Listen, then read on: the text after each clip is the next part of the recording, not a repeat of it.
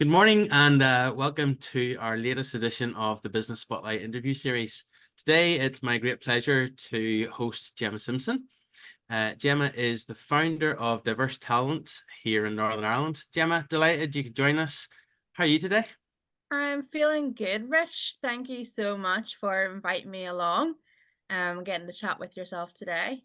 You're very welcome. Look, why don't you take a couple of minutes and share with us who you are, what you do, how long you've been doing it for, stuff like that there. Sure, absolutely. Well, I suppose way back when the career started in recruitment and HR, whenever I was around 20 years old. I'm now 33, Rich. So there we are, 13 years in the industry. And Very where good. I was responsible for supporting organizations of all sizes to attract and retain technology staff. But like us all, we grow, we evaluate ourselves, and we go through different paths in our life's journey. And realistically, in the COVID time, can't believe we're even mentioning COVID again. Yeah, But I had a bit of a self-assessment in what did I want to do in my next career journey. And I've always been passionate about workplace culture, but more so supporting other people. I'm not really a financially driven person. I'm driven by purpose and by what goodness I can put out into the world. yeah, But I'm also a really good recruiter. So I was like, how can I bring these two together? And so Diverse Talent was born back in 2020. Originally, we were a consultancy in that we would support organizations to include and enhance diversity and inclusion initiatives throughout their recruitment process and yeah. support job seekers in entering the workforce and removing those bias and disadvantage barriers to them. But quite quickly, we learned that if we were able to automate and include technology in our service, that we could actually develop an online platform that would give a much broader reach and support a much broader level of job seekers and employers by switch of a button. So Fantastic. Diverse Talent actually transitioned into a technology company about 2 years ago, and so we would definitely classify ourselves as a tech for good startup now. Fantastic. That's amazing story so far. And like you say, startup, you're only just starting your journey. And I believe you've got a team of four there, and you're just starting to blossom, and you expect some growth to hit the road Yeah, running now. absolutely. It's definitely been a journey how we did that migration from consultancy into technology. That's a massive leap for any Sure. business of any size. Because we needed to really understand our user needs, what was the real problem. And of course we're powered by an ethical mission, but we also have to have a commercial element to it to sustain development and growth. So we Yeah. had to understand, well, what were people actually, or people and businesses, what were they willing to pay for if we were to build a solution so long that it was underpinned by our ethics and our values. So yeah, it's been a journey, but the next kind of 12 to 18 months look very bright for ourselves. We've got over 1,000 users now, over 25 customers, and immense support from different community groups and corporates as well. That's fantastic. Great success story. So you mentioned there 25 customers, over 1,000 users. Who is your ideal customer?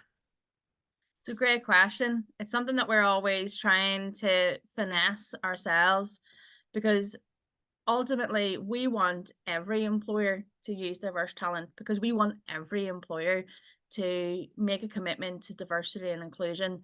And by using our tools, we're able to automatically take away the bias and the barriers that they may have in the recruitment process. Um, Yeah. but we know that the solution that we've built so far is probably better fitted towards those charities, SMEs, and mid-sized organizations. Because right now, if we were looking at large-scale enterprise customers, Our difficulty is ensuring that the bias detectors and the AI that we've built is compliant in their location. So, Okay. Yep. UK and Irish-based, Ireland-based companies, up to around 300 employees, is probably our best fitted customer at the moment. Okay. Super. And what's been your biggest learning since becoming a business owner? Obviously, Oh, you mentioned about that transition out of being a consultant and having 13 years yeah, experience in the industry. So, yeah. what's been your biggest learning? So many. I think on a personal level, what I've learned most is to always ask for help and have self-realization, be self-aware that whilst I have a fantastic background in recruitment and HR, I don't know everything, and I certainly don't know everything about software engineering. And so you have to leave that ego at home, especially whenever you are trying to encourage technical professionals into the business, and to join your journey as well, and that you have to respect to a degree that others are going to come in with more knowledge than you. Yeah. um and you know that they say, always hire somebody that's smarter than yourself. And Yeah.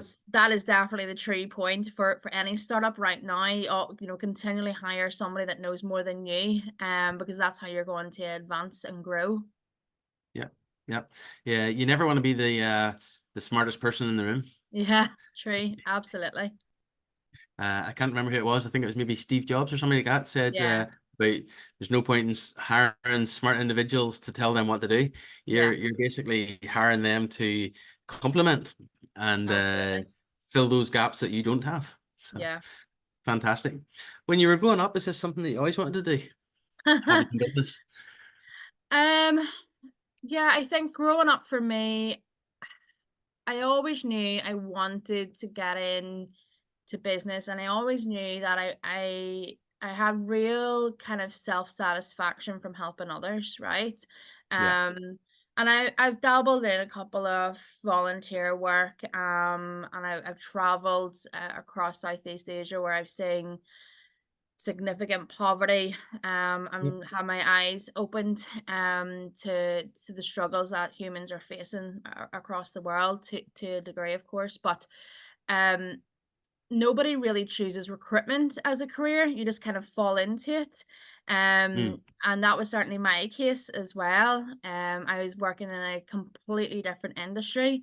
Okay. And then my very first boss in recruitment had come into my work and was talking around about what a recruitment agency actually did, and I thought to myself, that sounds like something that I would want to get into, because oh, you help other people get jobs, brilliant. That's a big tick on the values led approach.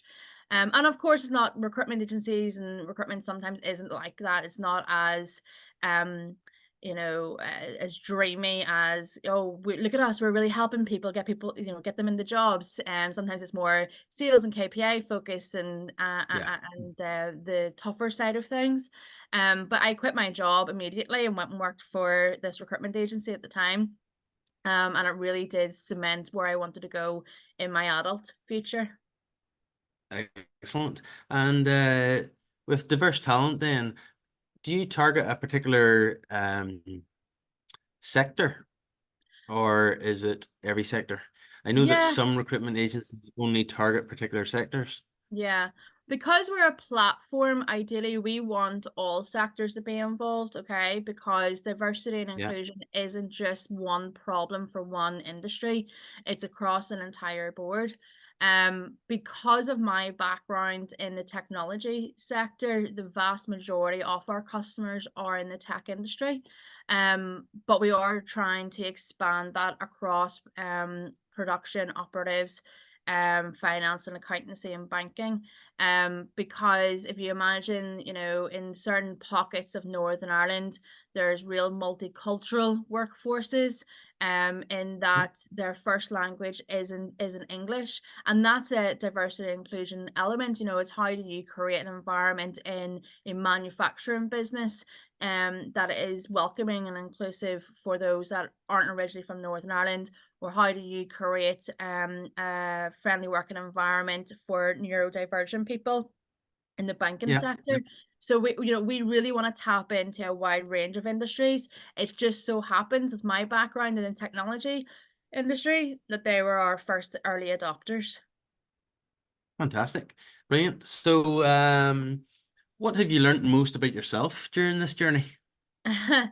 um I suppose without sounding egotistical, and I'm trying to be humble to an extent as well, is my level of resilience. Um, the journey of a startup is an emotional roller coaster. One Sure. day you can be flying high, going brilliant, we're solving problems, we're making money, we're growing, and within 24 hours that could be taken away from you, and you have to be resilient in that. If you think for me is that I've always hated confrontation. I've shied away from difficult conversations. I would much rather get a flight across the world and run away from having a difficult chat.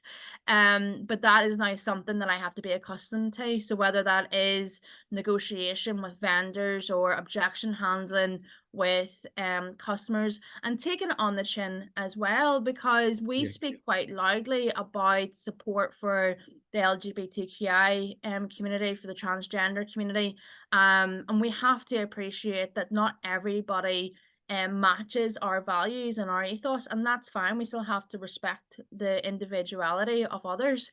And so you have to have that resilience piece there, that not everybody's going to love what you do, and not everybody's going to support you either. And just having those difficult conversations. Yeah. And it sounds like an amazing personal growth story. Yeah, significantly so. I mean, my background, you asked me about, what did I want to be whenever I was growing up. Um, and dreams of what a career may have looked like for me was a little bit bleak at one stage. I left school at 15. I don't have any qualifications. GCSEs and A levels just weren't on my vision board because I Yeah. had other things. I had care and responsibilities and younger siblings to look after. So I Hmm. didn't have those opportunities to go through an academia journey, and become into a professional career through that route. So I had to take every chance that was given to me, and in most cases blag my way through it to try and get into either that job or that organization. Yeah. And so I think that's very important through that journey as well, is that I'm continually learning and adapting to different scenarios. Excellent. Excellent. And I think that's one of the learnings and a great share for everybody who is involved in the Business Spotlight series is about building that resilience, but also that adaptability. Yeah, absolutely. Excellent. It's key. So what's been the most surprising aspect to you of owning a business? Um, Yes, of course, that's a great question. The most surprising aspect is that um there will be champions and advocates sitting on the sidelines, quietly supporting you, and you don't know about it. Yeah. Um, I've had some amazing introductions made to potential buyers of diverse talent, to investors, to customers, and they've came from people that have just been looking at our LinkedIn page, or maybe they saw a news article. They've never engaged with me directly, but they've just been following our journey from the sideline, and that's definitely the biggest surprise for me, is that people see the work we're doing, and they like it, and they want to support in their way as well.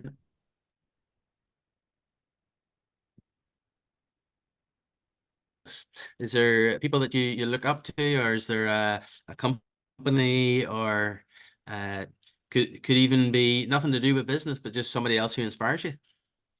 Um, yeah, definitely. I mean, it has to be all of the founders from disadvantaged backgrounds, right? So we look Yeah. at the level of investment into female founders from VC firms is less than 2% in the UK.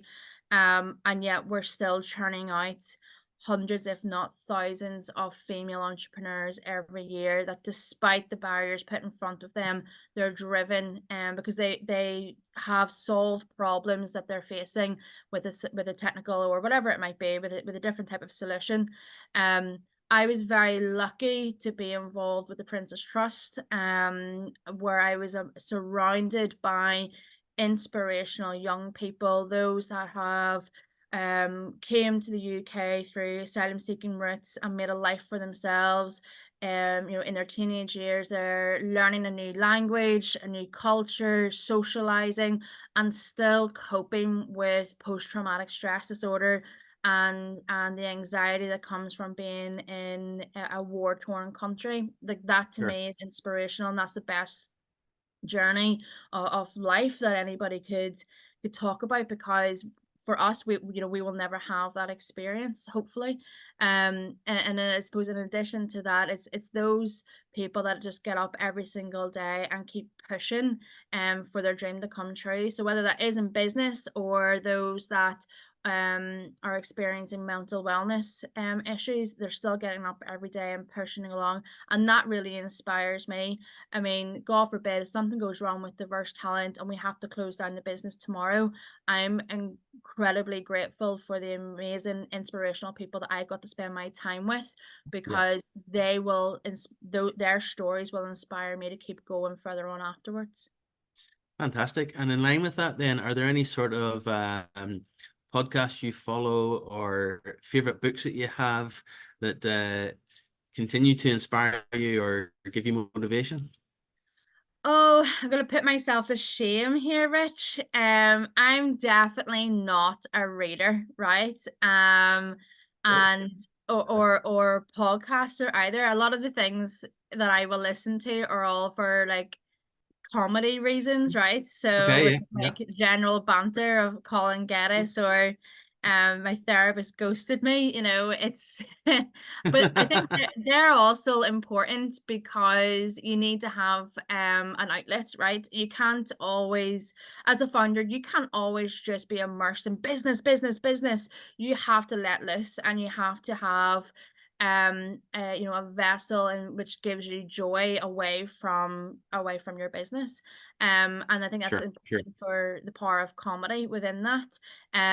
One antidote I might mention is about 10 years ago. So it was about 2.5 years way into my career, and my mother had actually bought me Alan Sugar's biography, and I was like, right, okay, I'll read this.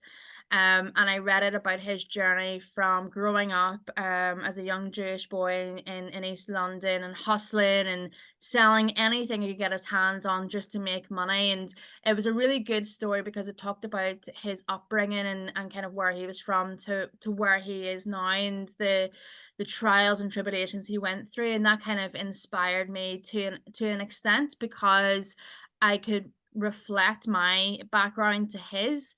And so that's why I think it's so valuable that business leaders talk about their journey before their business. So how did they get into that? Because the vast majority of Yeah. us Yeah. don't come from a privileged background. We don't have, a strong socioeconomic background that our parents are going to give us $1 million loan, right? So I Sure. think, Yeah. yeah, that representation is so important. Sure. No, that's excellent share, and I think that's a unique share so far in all of the people that I've interviewed. So appreciate that. So tell me, Jim, what does the future look like for diverse talent, and do you see any major challenges going forward? The future for us is to become the number one hiring platform in the UK and Ireland. Um, Yeah. and that's the commercial objective. The ethical objective is to support 150,000 people into work by 2030. And that really kickstarts our 5-year milestone map. Um, in terms of challenges, we are in the employment sector, right? 2023 out of my career was probably the hardest economic experience that I've had, where recruitment was down, redundancies were up, and the economy was just completely shook. So we always have to map that. Budgets have decreased for DE&I, budgets have decreased for recruitment activities. So that's our biggest challenge, is by continually proving to organizations that we're solving problems, saving them money, and supporting and enhancing their employer brand awareness. So we're actually helping the recruitment team, the marketing team, and the DE&I team as well. Fantastic. So what would you say, or what would be your advice to anybody thinking of going into business for themselves? I always say don't go it alone, right? Even if you are a solo founder, or you're at a stage now where you've got a bit of an idea and you're going to try that out, get other people around you and build your network.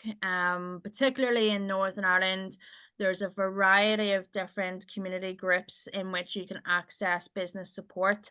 And it's doing business 101, right? So many times I've seen founders go off, I've got this great idea.